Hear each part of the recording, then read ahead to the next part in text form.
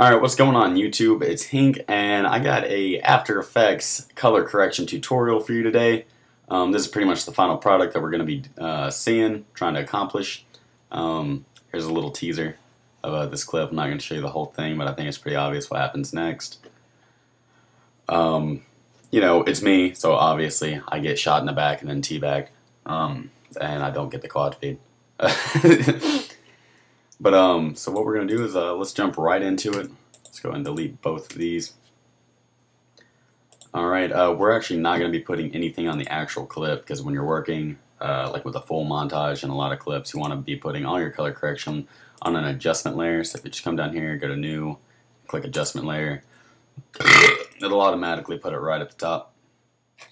First thing we're gonna slap on this bad boy is curves. And I have two ways to do my color correction. I'm going to show you the simpler way today. I'll show you the little bit more complex way some other day if you guys want. But we're going to go ahead and make this contrast real deep. So deep. Don't question my authority. It's going to look good. Just fucking deal with it. I'm showing you how I do my color correction. And then once you kind of have an idea of my technique, then you can kind of work your way off of that.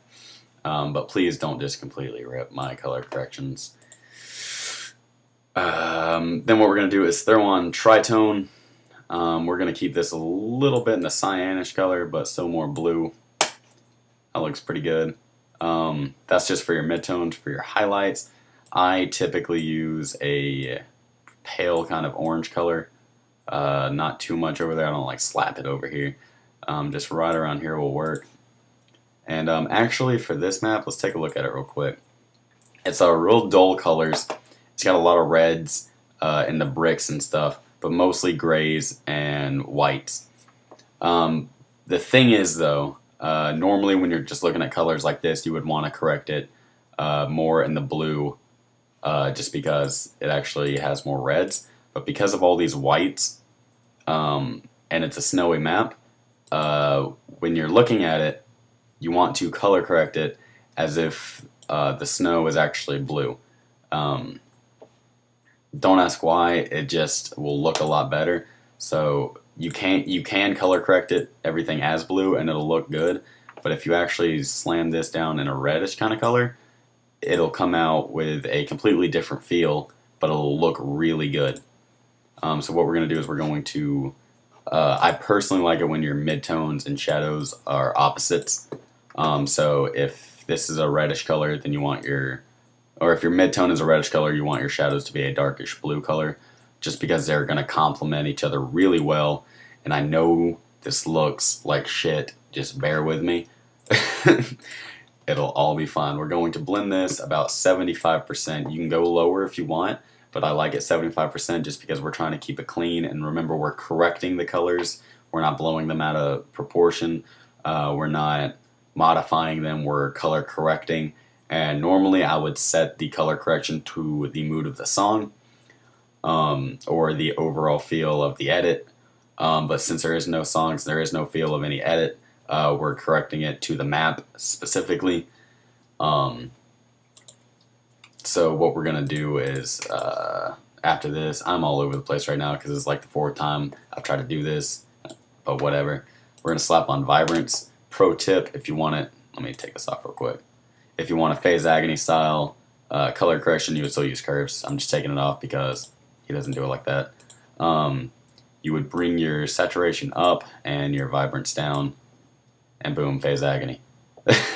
You could bring this back a little bit more. But yeah, that's pretty much phase agony style color correction. Low vibrance, high saturation. I don't know exactly how he does it, but this will get a similar feel. We're actually going to go the opposite way with this. We're going to put this at about 50 and this at about 10. And that's just going to make our colors pop a little bit more. You might not be able to notice that much while watching this. But when you do it yourself, you'll see it.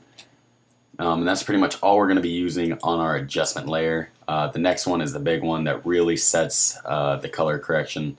I feel it kind of sets my color corrections apart. It makes it look really good, and everybody I talked, or out of the people I talk to, nobody ever really does this. And we're going to be using a optical flare as a natural gradient. So what we're going to do is we're going to come over, right click, go to new and hit solid, and we're going to drop this below the adjustment layer. You always want your optical flares below the adjustment layer. I don't care if anybody tells you otherwise, they're wrong. Just take my fucking word for it. I'm not going to explain to you why, because then I have to go into color theory, which for a lot of people is really difficult to understand and comprehend. But yeah, so I'm not getting into that. So you want to take the Video Copilot optical flares and drop it on your black solid. If you don't have optical flares, I recommend you pay for it. Yeah, because it's a good thing to buy. But yeah, you want to make sure your render mode is on transparent, not on black and not over original. Always on transparent. And then you're going to come up here to the top where it says options, and this is how you edit your optical flare. Most of you are already going to know this, but this is for the people who don't have it, I guess.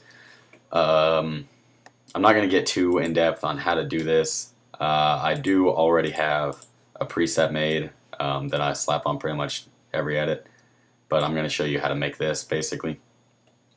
We're going to come back and we're going to start off in Pro Presets, come down to almost the bottom, and grab Sunspot. What we're going to do is we're going to make this almost all the way white, but a little bit yellow. Just a little bit yellow.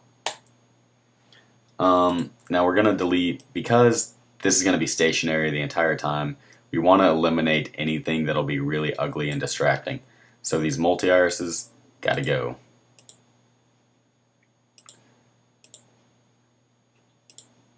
Pretty much all of them.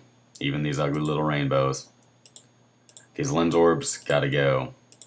You can pretty much just kind of see what it'll look like without certain things. We can drop that. We can drop that.